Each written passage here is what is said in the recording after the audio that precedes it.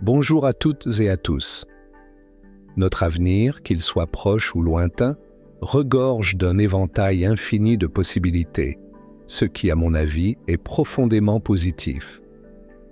Cependant, le temps et l'espace appartiennent à la réalité tangible et demeurent prévisibles. Ces deux dimensions constituent un cadre inévitable conditionnant toute création. Ce cadre spatio-temporel engendre des circonstances précises, définissant ainsi le contexte incontournable de toute manifestation. Un cyclone, par exemple, ne survient pas en mars, tout comme une avalanche de neige n'a pas lieu en Guadeloupe. Notre état de conscience, troisième facteur déterminant de notre avenir, joue un rôle clé en favorisant une sélection parmi cet océan de possibilités au sein du cadre défini par le temps et l'espace. Cet état de conscience, fruit de nos croyances conscientes et inconscientes, façonne notre avenir. Il devient ainsi un catalyseur qui, en interaction avec le cadre spatio-temporel, engendre un avenir prévisible, tel que l'astrologie et la tarologie peuvent parfois le détecter. Toutefois, cet avenir, bien que prévisible, n'est pas prédéterminé, car notre état de conscience évolue en permanence et il reste déterminant. Mais quelle est la nature exacte de cet état de conscience? Est-ce un taux vibratoire spécifique, l'ensemble de nos connaissances? Cet état de conscience est une prise de conscience de la vérité, une vérité qui ne s'apprend pas, mais qui constitue une identité nouvelle et est en constante évolution. En relisant mes notes de dimanche dernier, j'ai remarqué que le concept de Jésus en vous nécessitait davantage de précision. Pour maîtriser et améliorer notre destin, nous devons explorer notre être intérieur, notre état de conscience, car c'est lui le maître de notre destin. Cette vérité est indéniable. Cet être intérieur évolue jusqu'à atteindre sa forme idéale, sa perfection, le Christ en vous. Jésus nous enseigne que cette transformation n'est plus réservée à une élite, mais accessible à tous. Tout comme la lumière dissipe les ténèbres, ce Christ intérieur efface les péchés et les dettes karmiques, qu'elles soient passées, présentes ou futures. Il purifie nos imperfections. C'est l'agneau de Dieu qui enlève le péché du monde. Évangile selon Jean, chapitre 1, verset 29.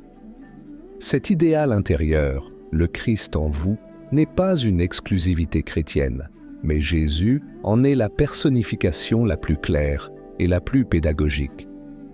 Sa mission sur terre a eu pour but la Pâque, c'est-à-dire la mise en scène de sa mort et de sa résurrection dans ses disciples.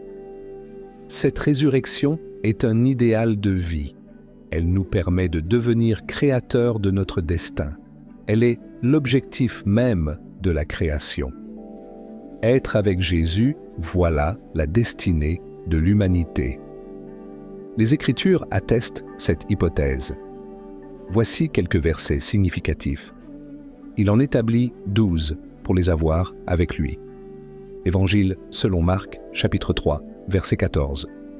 Jésus lui répondit : « Je te le dis en vérité, aujourd'hui tu seras avec moi dans le paradis. » Évangile selon Luc, chapitre 23, verset 43. « Et voici, je suis avec vous tous les jours, jusqu'à la fin du monde. » Évangile selon Matthieu, chapitre 28, verset 20. Lorsqu'ils virent l'assurance de Pierre et de Jean, ils furent étonnés, sachant que c'étaient des hommes du peuple sans instruction, et ils les reconnurent pour avoir été avec Jésus. Actes des Apôtres, chapitre 4, verset 13. Vous me direz, tout cela est bien beau, mais comment y parvenir? Est-ce à ma portée? Bien sûr, le seul moyen d'y arriver est la foi, qui est à la portée de tous. C'est avoir cette conviction de Jésus en vous qui fera son chemin et vous transformera en profondeur. Elle est comparable à la pierre philosophale, une clé universelle. cette foi est incontournable. Voici 2 versets fondamentaux qui attestent que c'est la seule voie. Ils lui dirent « Que devons-nous faire pour faire les œuvres de Dieu ?» Jésus leur répondit « L'œuvre de Dieu, c'est que vous croyiez en celui qui l'a envoyé. » Évangile selon Jean, chapitre 6, versets 28 à 29. Il les fit sortir et dit « Seigneur, que faut-il que je fasse pour être sauvé ?» Paul et Silas répondirent « Crois au Seigneur Jésus, et tu seras sauvé, toi et ta famille. » Actes des Apôtres, chapitre 16, versets 30 à 31. Je n'en sais pas plus que vous, mais ce que j'ai, c'est la foi, une certitude. Si vous vous perdez dans une immense forêt, votre salut sera d'avoir la conviction que vous êtes sur le bon sentier. Ce que je veux partager avec vous, c'est cette foi. Nous sommes sur le bon sentier. Le Christ en vous ne fait pas le café le matin. Et si vous vous réveillez cloué au lit par une dengue, cela ne remet pas en cause sa présence. Il ne paie pas vos factures non plus.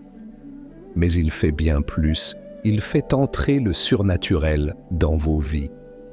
Nous sommes tous au même niveau, le Christ en vous pour les nuls. Notre point de départ est clair et objectif, la prise de conscience, le Christ en vous. Il faut franchir cette étape du point de départ, la conviction du Christ en vous.